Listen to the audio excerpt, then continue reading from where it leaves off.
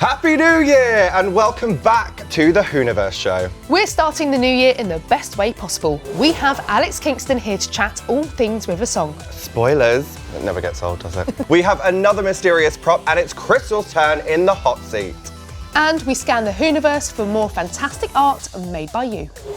Whoniverse, we are honoured and we are lucky to be joined by the legend, the icon, the star that is River Song, aka Alex Kingston. Hello. Hello, sweeties. Ah, you said it. You said the thing. That's so exciting. Unprompted. Before we get into Doctor Who, we have to bring up your time on Strictly. Okay, then. Iconic. We were so excited to see you there. How was it? It's something that I will cherish and hold so close to my heart for the rest of my life. I had the most amazing experience. I never imagined that I would last as long as I did on the show, and I learnt so much about myself, about how much physical and emotional stamina I have, and also I really, the whole point of me going on the show was I wanted to explore how far I could push myself at my age, and also to encourage people who have sort of never dared to do the thing that they've always fantasized about doing or wanted to do, to just go for it, because life is too short. I love that. Let's talk about River Song. Yeah. So to this day, when I go to conventions, I often see cosplayers dressing up as River Song, like in full force, so many cosplayers, and they have amazing wigs and they have the outfits. At what point in your journey playing the character did you realise she'd become so big? I didn't realise until I started myself to go to Comic-Cons and start to meet the fandom, really. You know, as an actor, you go in, you do your work, you sort of hit your marks, you tell the story, but you don't really then contemplate or think necessarily what is the impact that my performance is going to have on the wider public. That's, or at least I don't. And so I had no idea how people just embraced this character. And to be perfectly honest, when I first started meeting the fans, I couldn't really understand what the fuss was about. I really didn't know why they were so obsessed with my character. And it's really only been sort of after meeting so many people and coming to understand that River is this character. She's fun, she's sometimes morally dubious.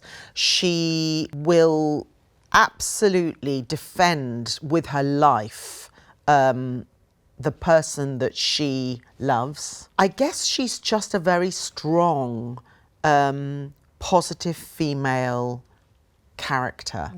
And a lot of people have just identified with that. And I've had so many people who have been in really vulnerable circumstances and have had the courage to share with me the fact that they just used River Song as their sort of crutch to get through the difficult times that they had been through. So really, yeah, it's been the fans that opened that door to me when I had no idea.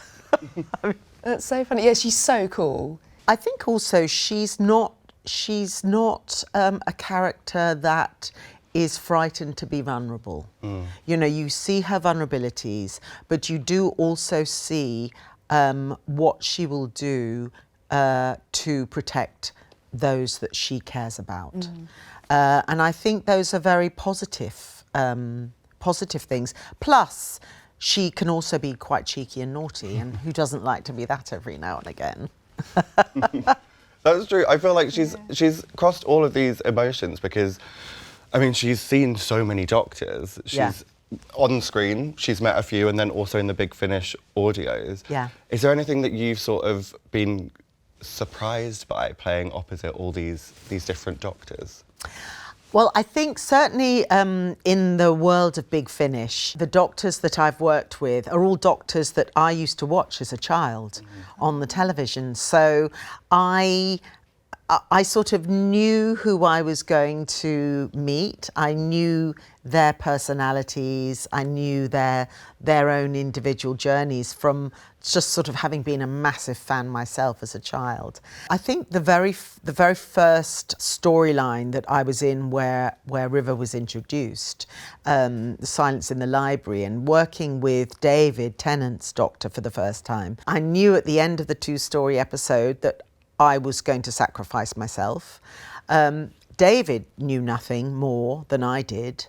And David was, he'd got this great relationship with Catherine Tate's Donna. You know, he and Donna were like this. And suddenly there was this woman walking into their world who claimed to sort of know things about him that he didn't know himself. And I always had a slight feeling that David, as well as the doctor, was just a little bit not quite willing to necessarily go there. And so then at the very end of that story arc, where River sacrifices herself, we were doing the scene and David started to cry. Wow. And I was really shocked. He just got super emotional.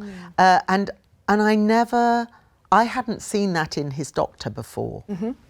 And that really struck me, actually. That was a surprise. I think looking back, the character of River Song took us by surprise as well as viewers, because we'd become so familiar with the 9th Doctor and the 10th Doctor, who famously were not very in touch with their emotions, very suppressed. And the 10th Doctor was going through this like last of the Time Lords and this kind of anger.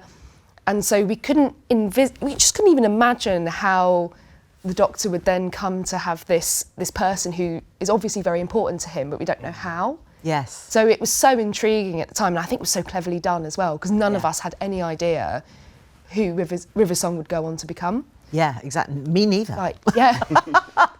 When did you sort of like get more hints, like find out more about where River was going and who she was going to be? I found out about 6 months later. I had no idea. I thought literally that it was just the 2-episode storyline and out. I myself found it quite sort of intriguing, but also sad. I mean, when I first was sent the scripts, I cried reading them because I just thought, this is so tragic. There is this clearly this relationship between these two, and they don't understand what it is, or she does but she can't tell him, and she dies. And how tragic is that? But I thought that was the genius of the storyline, and had no idea until Stephen contacted me about 6 months later. So there's a scene in Doctor Who where you whisper the Doctor's name into his ear. Is it true that you know the Doctor's real name? I can't handle that. Sorry, No, I that's know. I want to know, but I don't want to know. Can you give us a clue? I could whisper a clue in your ear, but then I'd have to kill you afterwards. Oh, ooh. I'm at peace with that. I get to know. That's quite a good way to go, to be honest. No, and also I really played around with David. So, because David is an amazing actor, and he comes to work ready. You know, there are some actors who sort of half know their lines, but kind of don't really, and then they sort of try and figure it out on the floor. David is an absolute professional, and he would come to work every day knowing his lines perfectly. So because it's a bit of River, I guess, but it's also a bit of me, I just was like, I'm going to make this guy laugh. I've got to make him crack. So a couple of times I did feed him some interesting names. And he did. I think they ended up on the blooper reel, but Excellent. yes, yeah, I just had to see him, you know, break down. Speaking of the complexities of the Doctor Who universe, River has quite a difficult timeline. Yeah. Sort of, what is it, wibbly-wobbly, timey-wimey, yes, absolutely. weaving in and out. How did you keep track of that for the character? The brain of Stephen Moffat is something that you don't even try to go into and understand. So the way that I kept track was by not even bothering to keep track, just going in and trusting that Stephen knew what it was he was doing, because it didn't make any sense at all. So the only way, in fact, to sort of stay sane was just to give in to the storyline and trust that it would make sense in the end. Have you gone back to watch any of the episodes? Absolutely. Yeah? Yes, I have. Yeah. And how fresh in your head now is the sort of the River Song timeline?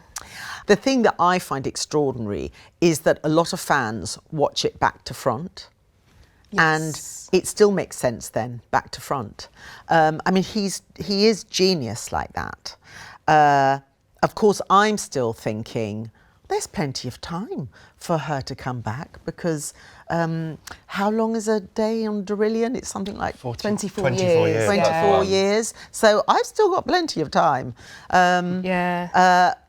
And I was sort of thinking, I had worked on a storyline with Big Finish where River was still in the library computer, you know, where she had been saved. Yeah. And so we worked on a really interesting storyline. And I just thought, that's the key. River could come back, actually, but she'd just be inside a computer. But then she could be a virus. She could go anywhere. She could hack into any computer anywhere in the universe, and she could regenerate herself. She could do whatever she wanted. She could 3D print herself. She could, you know, it's just like, it's endless. Yeah. So just putting it out there.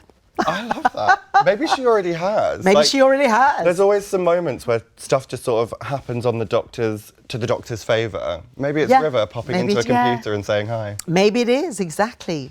But, you know, she should leave a little clue, even if it's like, hello, sweetie, or spoilers, just so he knows. Yeah, I love that. I love that the character River has this endless capacity to, you know, come back. And as we've seen in Big Finish as well, there's so many stories that you can kind of write. And, you know, she's a great character. And as I said, at the conventions, she is so loved as well. Yes. What have been your favourite aspects of River Song's character to play? Because she's an archaeologist, she's an action hero, she's mysterious as well. I think it's the just the sheer fun. All of the sort of physical stuff that I had to do, I really enjoyed. Alex loved doing. So, like flying through the universe, getting to kill a Dalek, wandering around in my jeans with my gun, and you know, it's sort of like. So yeah, all of that I really enjoyed. And to be perfectly honest, the sort of just the worlds that were created and that as an actor you then enter into. So. And going into the TARDIS and flying the TARDIS. I mean, I think those aspects were the most fun to play, really.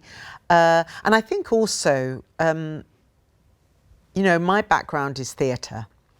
I became an actor because I loved the theatre. And River is quite a theatrical character. She's, you know, she's sort of not interior. She's slightly larger than life, and one can play that on television, which is quite unusual because normally everything has to be sort of much more contained, and so it's sort of rather lovely to have that freedom to be a slightly larger than life character on the television. Yeah. And it's a great dynamic to have with the Doctor as well, who is also quite a big character as Yeah. well. I think that's why River Song is so memorable as well, because she is, you know, as you say, larger than life and a real match for the Doctor. Exactly. Yeah. She's not a companion. Companions on the whole are always, they always take on the role of student, of learning. You know, they come into his life and he takes them on these incredible adventures, but they're coming from not understanding or knowing. And so they are his companion, but they are, in a sense, the student as well. Whereas River is the one character who is meeting him absolutely at the same level, maybe even slightly a higher level. Exactly. Gosh, maybe we need the River Song stage play. We've got screen, we've got audio. Maybe we need a That full would be stage amazing. version. Yes, hello. We'll workshop that a little Yeah. bit later on. River's come up against some iconic sort of monsters and villains as well. Yeah. Are there any that stick out in your mind as like particularly terrifying? Okay, I love.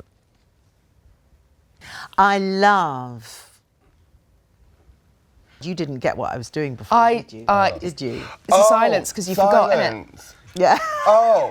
I was waiting for you. I was waiting for I you. got nothing. I was like, I don't know what's happening at this moment in time. I was waiting for you to catch on. I didn't want to give it away. Honestly, I was like, guys, what? I was like, when is I don't know someone what's going to say? happening. I was like, when is someone going to say something? It's because a tally chart didn't appear on my arm, so Well, obviously you I know didn't. what? I don't have a pen. Otherwise, I'd be writing Yeah, yeah, 5 yeah. I'll get my marks on your eyeliner arm. out. I feel like Get your eyeliner the out. audience knows as well. They know. Yeah. They know. But I think it's also because the person who played the silence, he was called Marnix, and he was a Dutch ballet dancer and very tall. And in fact, he played, get this, in Harry Potter, he was the werewolf. In one of the movies. So he's a sort of incredible physical actor, and he was the silence, the main silence, and I was just in awe of what he would do, and I loved him.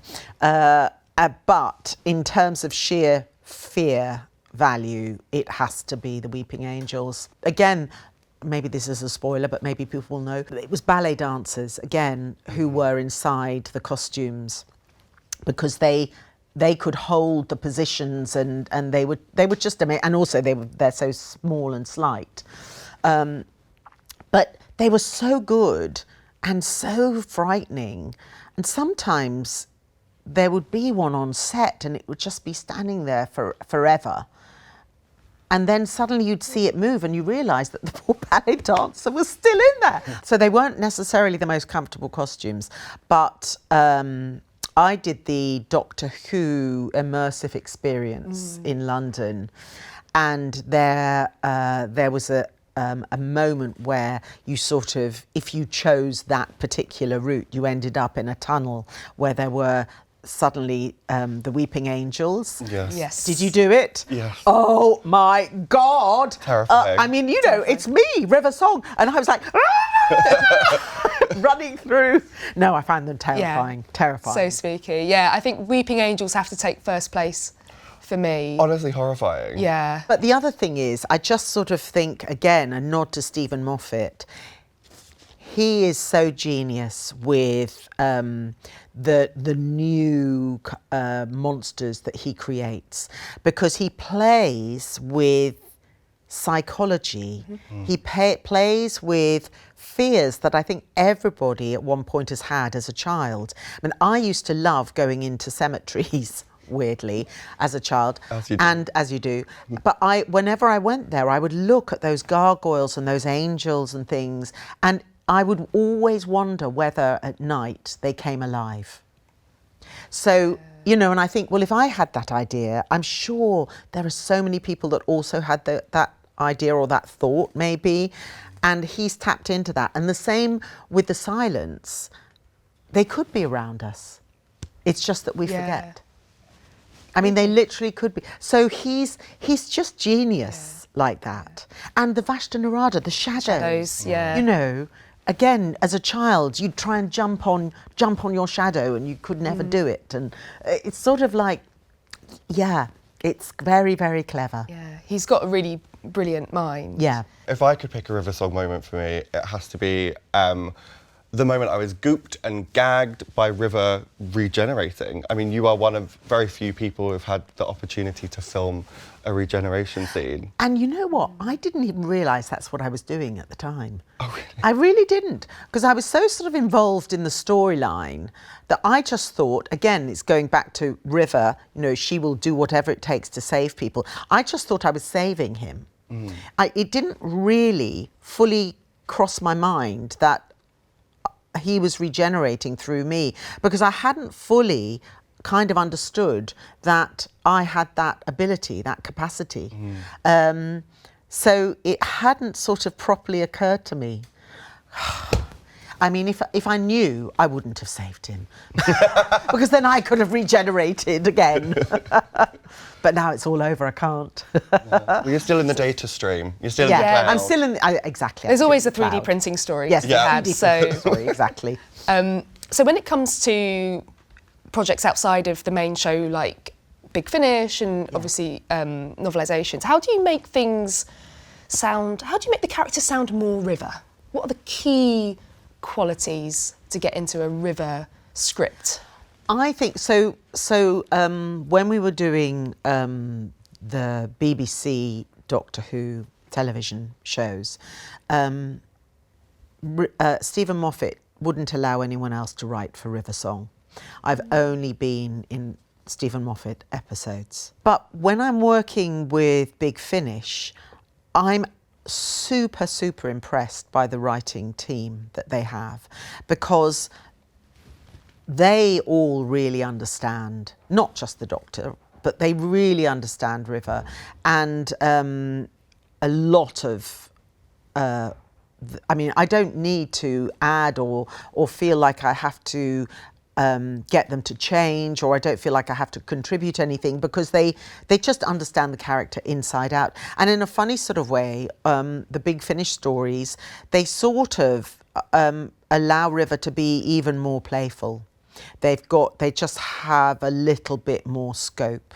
And because it's purely audio, they can kind of take you to places that the budget would never allow, quite frankly. But of course, those places are in every single listener's head. And so sort of like the worlds are really opened up for people who are listening to those audio stories.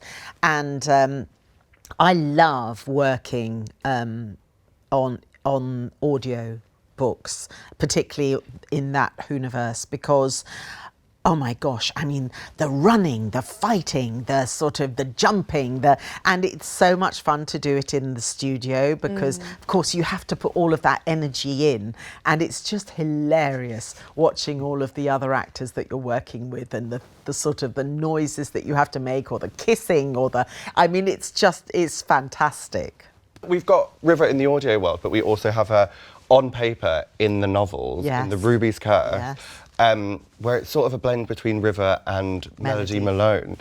Malone. Were there things in the novel that you could explore that you maybe couldn't do in the other media, not on screen in the audios? River has been Cleopatra, very briefly. And I, as Alex, am fascinated by the story of Cleopatra. I would love to play Shakespeare's Cleopatra one day. But I'm also just fascinated by what actually really happened to her, and also what happened to her son, because nobody really knows. And so I just thought that would be, given that River was an archaeologist as well, that would be a really interesting entry point into a story, because it's time travel in our world, and it's bringing in an element of a real mystery.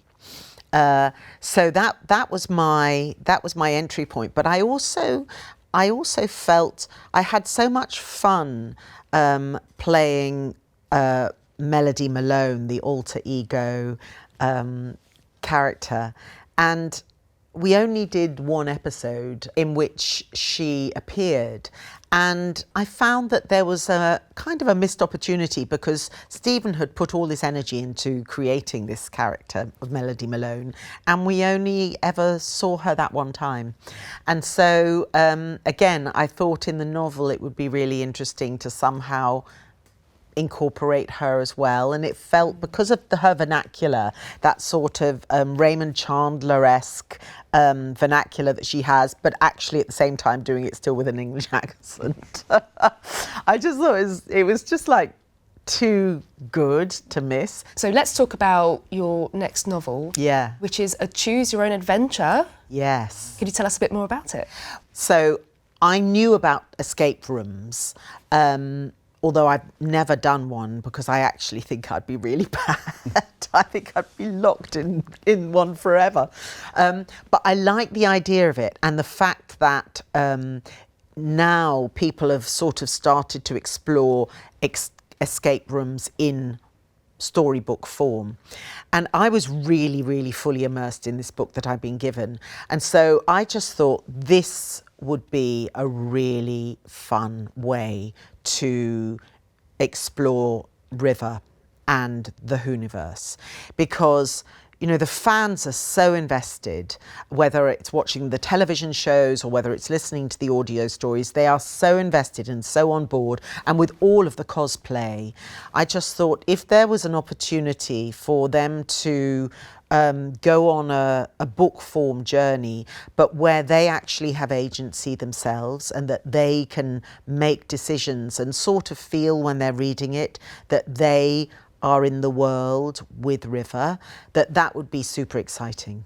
So, but that is something that I absolutely cannot do on my own at all.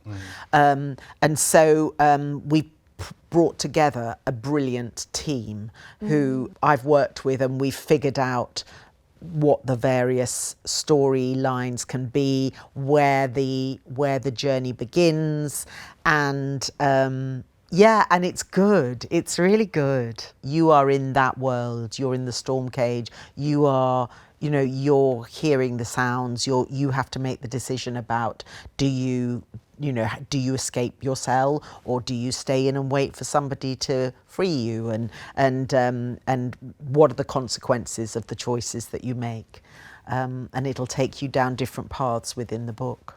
Oh my gosh. Ooh, I love that. Mm. Speaking of decisions and choices, what would you say drives River's decisions? What does she consider when she's making choices? I don't think she considers anything. It's pure impulse. Yeah.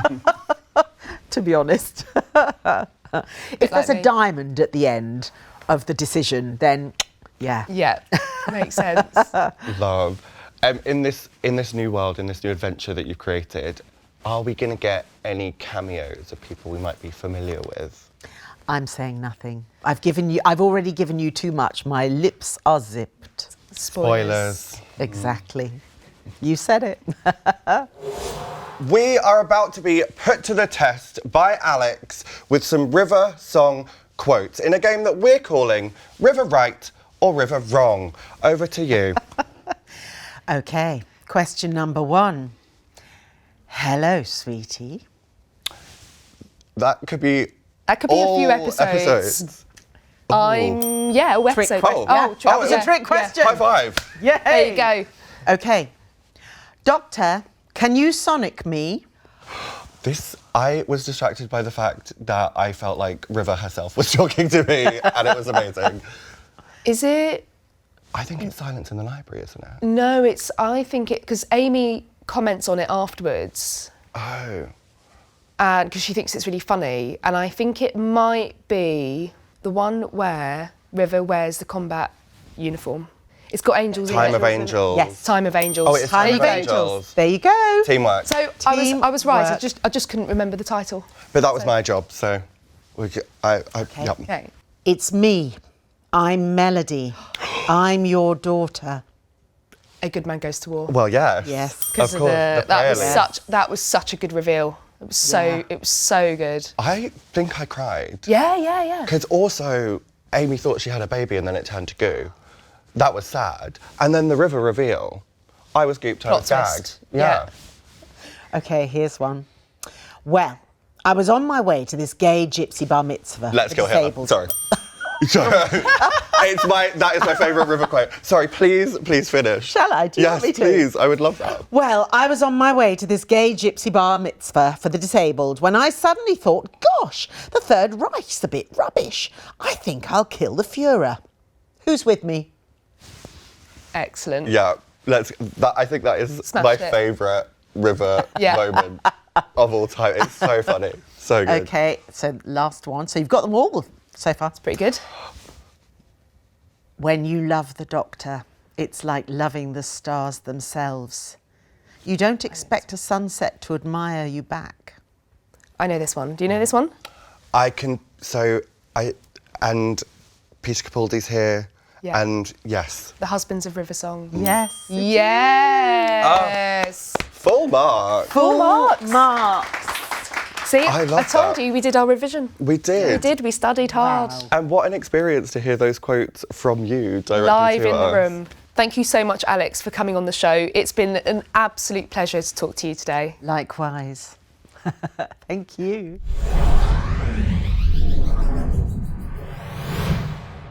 Now it's time for a segment that I like to call Prop of the Month. Why? Because that is the name of the segment. Christel, you are going to be guessing what the prop is. You've got your eyes closed, so you haven't seen it mysteriously appear on the table. Are you ready? I'm ready. I'm going to give you clues at random intervals of my choosing. Why? Because I'm chaotic.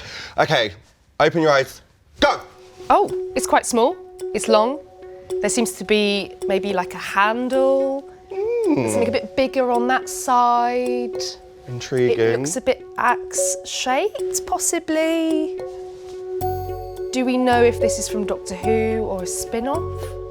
I can confirm that it is from Doctor Who proper. Okay. Yes. What else? Not a lot of texture going on. There's a bit of a bump there. I feel like it could be a weapon, could be a gun. Could be. I'll give you another clue. I think it's going to help. It is a Jodie era prop. Ooh, okay. This is quite hard. Is it a machine of some kind? Jodie era. I will give you a further clue. It belongs to someone who could be argued to be man's best friend. That's why I said later. So, Covenista. Yes. He's got something. He holds something. What is it? What is it? Staff. What is it? What is it? What is that? Oh, we've run out of time, but I feel like you're so close. So I know, yeah, so it's he has, is it a weapon? I don't know what it's It called. is a weapon. It can chop. It's an axe? It is. I did say an axe. Did you? Well, I wasn't listening. I said it looks like an axe of some kind. You did, but I can't just take that as your final That's one of the guess. first things I said. You could have gone, oh, yes, you're very close there. I was waiting for your final answer, like, who wants to That be a looks millionaire? like an axe. I can see the shape now. It is, the shape was a bit of a giveaway. I did think that when it was placed on the table. Do I get the point for that? You get the Can I point. have the Why? point? Because the rules are made to be Yes. broken. Ah. There we go. Now that makes sense. Should we touch it? Yes. Can we lift it? Would you like to take the... Yeah, go on then. You take the safe side, I'll take the, Oh, the it's scary... Oh, it's quite light actually. My side's quite heavy.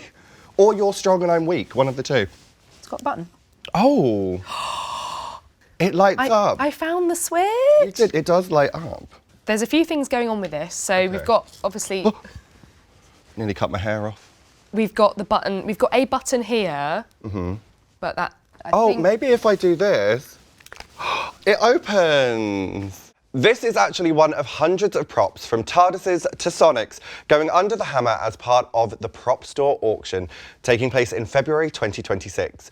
20% of the proceeds are going to children in need. Head to www.doctorwho.tv to find out more.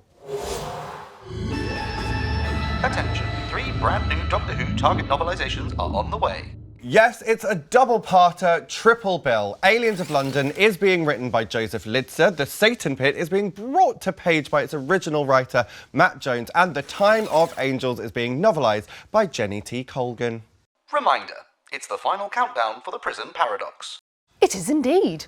What is the mysterious warden planning? The final issue releases 4th of February. Doctor Who Worlds of Wonder is travelling through time and space for even longer. Oh, how exciting! The exhibition is officially extending its run at San Diego's Comic-Con Museum, giving you even more time to explore the Whoniverse. Now it's time for one of our favourite parts of this show. It's looking at all of your amazing fan art, cosplays and everything you've sent in. Shall we jump in? Yeah, let's do it. Oh, so first up, this is some amazing fan art Yeah, it's of gorgeous. the Sea Devils, well, the Homo Aqua. Love the colouring on this. So lovely. The Yeah. lighting as well. It's quite scary, It's but quite- also beautiful. It's beautiful. It's scary because you've got quite a lot of other ones in the background, kind of like coming from the distance to kind of... Yeah, there's something a tiny bit ominous. Army of Ghosts about that background. Silhouettes, but at the same time, I think because the Sea Devil design, or the recent designs are so beautiful as well, I think that's one of the things that make this, sort of a beautiful piece of artwork, really. I've just realised that's the staff. I thought it was a microphone on a mic stand. I thought this was like a pop diva Sea Devil, but it's not. Sea Devil karaoke. Yes! Yeah. Spin-off coming soon to the Doctor Who YouTube channel. Good. Oh, I like it. Wonder what they'd sing. Oh, wow. This is incredible. Yeah. That's like a movie poster. It is like That's a movie amazing. poster, and Kate is taking centre stage there with Salt as well. It's very intense. As she should. Kate with the lovely, like, natural wind blowing through her hair, very Beyonce. Wind machine, the hairdryer. Yeah, we need one of those here. I want the drama. I love that. It's like the dark and the light contrasting, almost like Jedi Sith energy. Yeah, I'm noticing some more details. I'm noticing like the buildings in the background as well. That water looks so fresh. It does. I kind of just want to dive in. Oh, and Kate Stewart again. What a babe. On this like vintage-looking background as well. I love it. So the drawing is within the frame. Or is the whole thing a drawing? Because this is oil painting, oil pastel maybe? Yeah. Acrylic maybe? I'm just naming paints. It's not watercolour. Maybe it is, I don't know. There's a reference to Van Gogh in the writing there. Oh, which is a Doctor Who episode. Yeah. Lovely necklace as well, just there. Yeah. Gorgeous art, absolutely stunning. If you've got any artwork or anything that you want to send to us, please send it to the Whoniverse Show at bbc.com. Maybe draw us. I think we've earned it. And just like that, we're at the end of another episode of the Whoniverse Show. And what have we learned? That only in Doctor Who is it possible for your wife to try and kill you while your best friend is watching, who is actually pregnant with said wife, who will later try not to kill you, causing all of time and space to freeze until you give her a little smooch.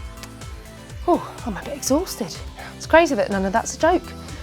Keep your eyes peeled for next month's episode as we're going on a very special adventure. Until then, don't forget to subscribe to the official Doctor Who YouTube channel.